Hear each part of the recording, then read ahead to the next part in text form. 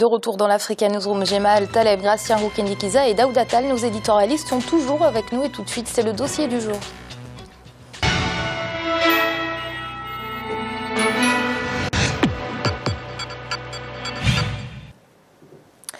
L'élection présidentielle en République démocratique du Congo se tiendra en novembre 2016. Si l'on se réfère à la constitution du pays, le président Joseph Kabila, élu en 2006 et réélu en 2011, exerce là son dernier mandat constitutionnel. Pourtant, le silence qu'observe le chef d'État sur une possible candidature en 2016 divise une frange de la majorité. Récemment adressé un mémorandum au chef de l'État lui demandant de se prononcer clairement sur la question, ce qui leur a valu l'exclusion de la majorité. Reportage de notre correspondant en République démocratique du Congo, Jacques Amboka. 2016, c'est l'année de tous les enjeux en République démocratique du Congo. Plusieurs scrutins y sont prévus, parmi lesquels l'élection présidentielle, l'un des plus grands rendez-vous de ce cycle électoral. La présidentielle de 2016 focalise l'attention de l'opinion nationale et internationale. En effet, elle pourra marquer pour la première fois l'avènement d'une alternance démocratique en RDC. Pourtant, une question essentielle reste encore sans réponse. Le président Kabila, qui à la fin de 2016 achèvera son deuxième et dernier mandat constitutionnel, sera-t-il candidat? Le sujet fait débat dans les rues et au sein de la classe politique congolaise. Le 16 septembre 2015, la question a fait l'objet d'une lettre ouverte adressée au chef de l'État par un groupe de leaders des partis politiques dénommé G7. Il s'en est suivi leur exclusion de la majorité. Quelques semaines seulement après la montée au créneau de G7, Moïse Katumbi, une grande figure du PPRD, a claqué la porte du parti présidentiel. De départ révélateur de certaines inquiétudes sur cette question, estiment les observateurs. Donc nous avons estimé légitimement un bon droit et un bon citoyen, fidèle à nos engagements au sein de la majorité présidentielle, qu'il était temps de tirer la sonnette d'alarme. Donc on doit nous reconnaître ces mérites-là. Et quand on voit ce qui se passe depuis que nous avons adressé au chef de l'État nos 3 lettres jusqu'à aujourd'hui, on remarque que d'une part, nos prévisions malheureusement se réalisent. Du côté de l'opposition, on interprète ce départ comme un signal fort qui devrait permettre de tirer des leçons sur la gouvernance du régime en place. Et ce qui vient d'arriver aussi démontre l'échec de la gouvernance Kabila. C'est l'échec total, l'échec politique.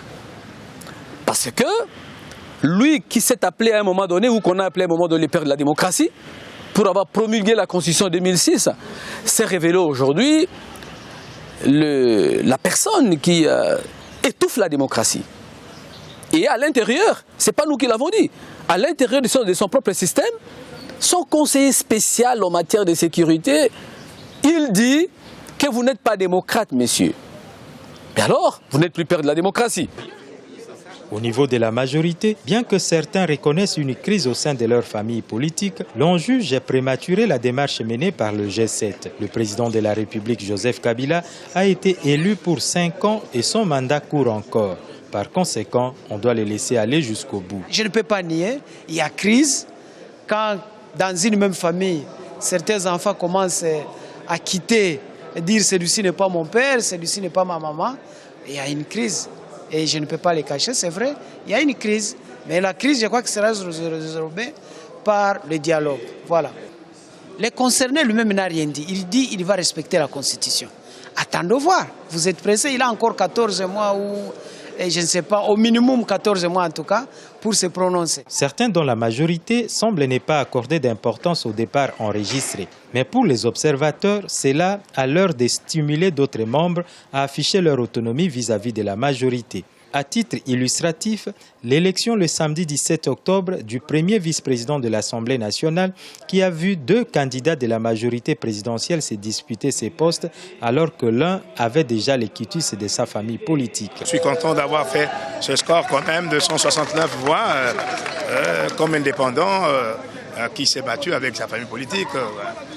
Tu vois, avec les voix que... les forces qu'une famille politique peut avoir par rapport à ce que moi j'ai, mais ce qui est important, c'est que cette élection va inaugurer une autre ère démocratique Au lieu de dire chaque fois, voilà,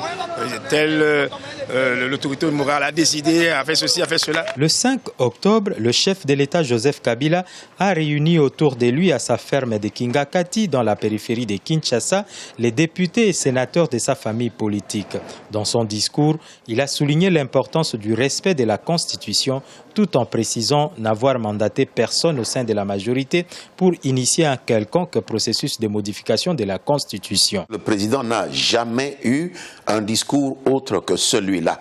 Depuis qu'il est aux affaires, depuis qu'il a vu son mandat être renouvelé pour la deuxième fois en 2011, le président a toujours dit qu'il était là pour respecter et faire respecter la Constitution. Maintenant, c'est peut-être de bonne guerre pour ses adversaires politiques, pour son opposition d'hier, opposition d'aujourd'hui, de multiplier les procès d'intention parce qu'eux n'ont pas un message. Et le président a insisté là-dessus.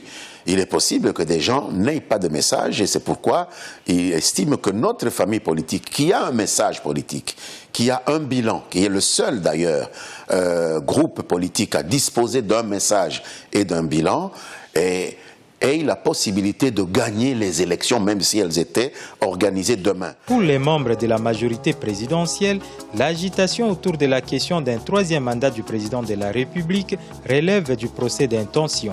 Il n'y a donc pas à spéculer sur la question, d'autant plus que le président actuel est à son deuxième mandat.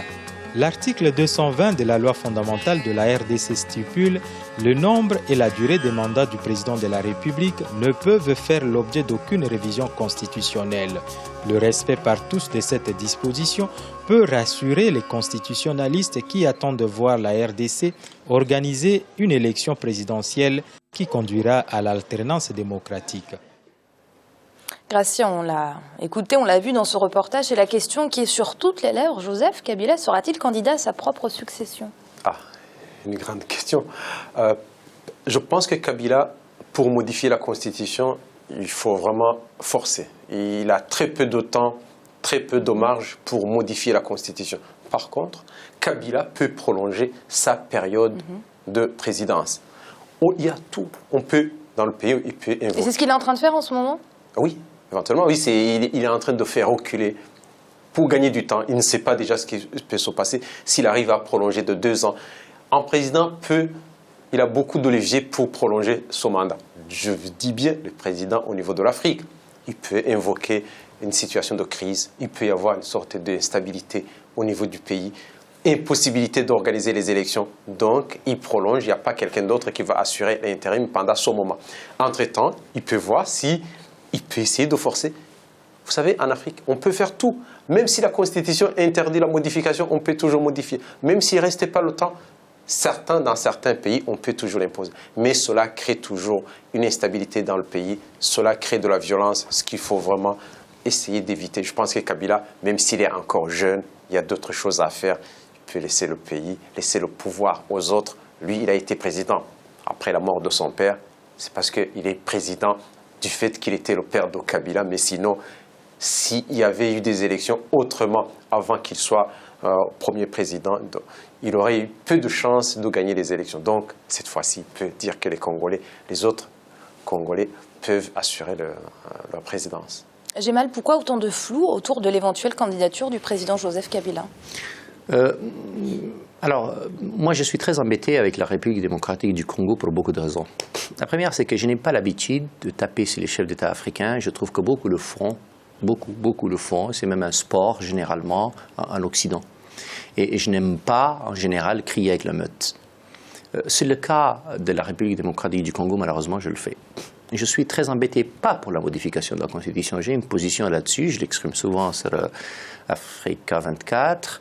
Et je ne déroge pas à cette position-là, même si, en l'occurrence, je pense que le président Kabila n'est pas un grand chef d'État, n'est pas un brillant chef d'État.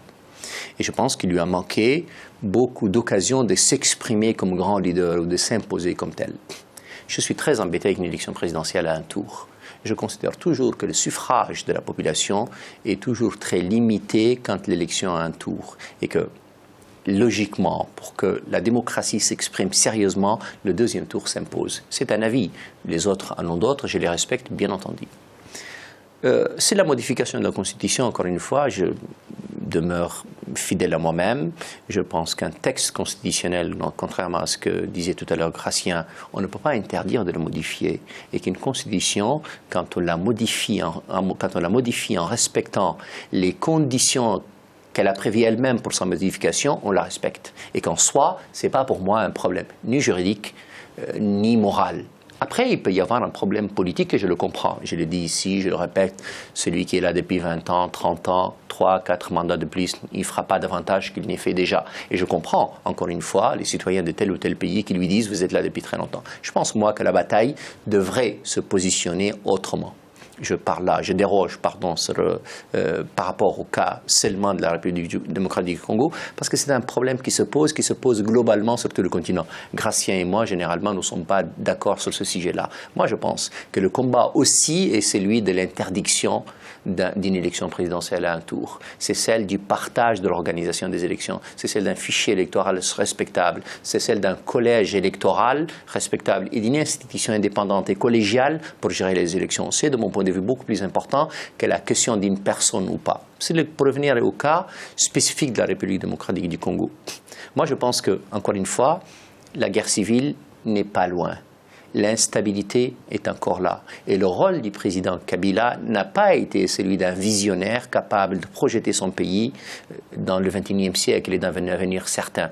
C'est un accident géologique. C'est un accident tout court à tout point de vue. La République démocratique du Congo, grand pays, pays riche, pays puissant, pays qui est capable de couvrir tout le continent africain dans tous les besoins qu'on peut avoir. L'eau, l'électricité. L'électricité, c'est fondamental. Et si demain nous avons le barrage d'Inga uniquement, nous sommes tous irrigués en termes d'électricité. Et pardon, il n'y a pas de raison que Kinshasa soit dans la situation où elle est, que la République démocratique du Congo soit dans la situation qu'elle est, alors qu'on a le pays qu'on a. Et ça me choque. Pour le reste, maintenant, je pense qu'il y a une équation qui est très compliquée pour le président Kabila. Il va falloir qu'il gère la population qui en a un tout petit peu marre. Il va falloir qu'il gère un environnement régional qui est compliqué. Il va falloir qu'il gère un environnement international qui lui est hostile. Et puis surtout, il va falloir qu'il gère ses propres amis. Je salue le courage, l'intelligence du président Vital Kamerhe, ancien président de l'Assemblée nationale, dont le rôle et le courage sont absolument indiscutables.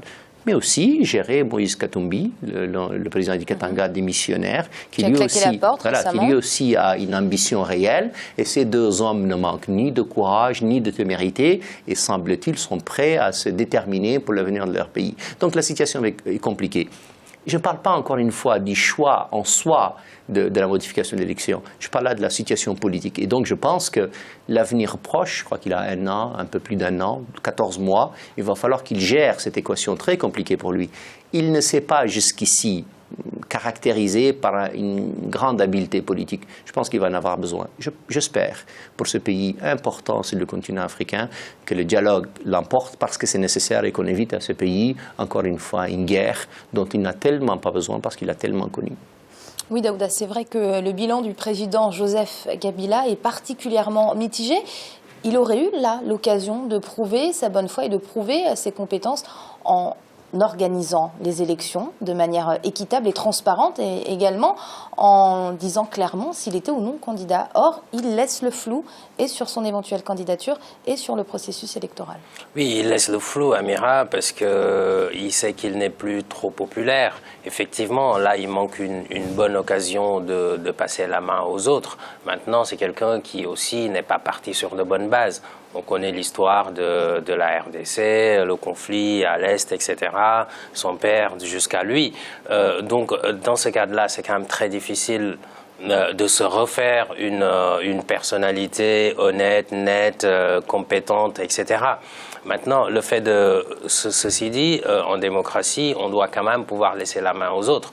Donc, quelque part, j'ai envie de dire que le fait de retarder l'élection comme ça, en évoquant le recensement de la population, les élections locales, etc., ce ne sont que des prétextes. Bon, je ne vais pas revenir, tout le monde connaît le potentiel, comme l'a décrit Gemal et Gratien, de la RDC. Aujourd'hui, s'il y a un pays qui est au cœur de l'Afrique et qui doit montrer une certaine stabilité, une certaine... c'est même un pays qui aurait pu prendre un leadership incontestable en Afrique, étant donné ses ressources, étant donné l'étendue de son territoire, mais malheureusement, on est encore dans une situation qui fait que, moi, la seule chose que j'espère, c'est que les vieux démons ne se réveillent pas, parce que bon, on a quelqu'un comme Étienne Tshisekedi qui est quand même qui devient vieux, mais qui est toujours là. On a le M23, même s'il a été affaibli, il y a quand même d'autres forces qui sont tapées dans l'ombre à l'est, vers le Rwanda, etc., dans la région du Katanga. Et je pense que les députés qui ont démissionné font bien de le faire pour mettre la pression. D'ailleurs, aujourd'hui, je ne vois pas comment il peut être majoritaire à l'Assemblée nationale pour faire passer quoi que ce soit. Donc sa stratégie, c'est de retarder, mais à un moment donné, il se mettra dos au mur et je pense qu'il sera obligé de céder. Et c'est l'heure de passer au rappel des titres. Les transporteurs de Côte d'Ivoire sont derrière le président sortant, Alassane Ouattara, candidat à sa propre succession lors du scrutin présidentiel du 25 octobre. Ils ont organisé un grand meeting de soutien à Yamoussoukro, la capitale. C'était ce 19 octobre. La région du Sahel fait régulièrement la une de l'actualité. Parmi les pays qui s'engagent dans la lutte contre le terrorisme dans cette sous-région, la Mauritanie, le défi sécuritaire et l'engagement de ce pays étaient à l'ordre du jour d'un colloque organisé à l'Assemblée nationale par l'association Europe-Mauritanie. Et c'est l'heure de marquer une nouvelle pause. On se retrouve très vite pour la suite de l'Africa Newsroom. À tout de suite.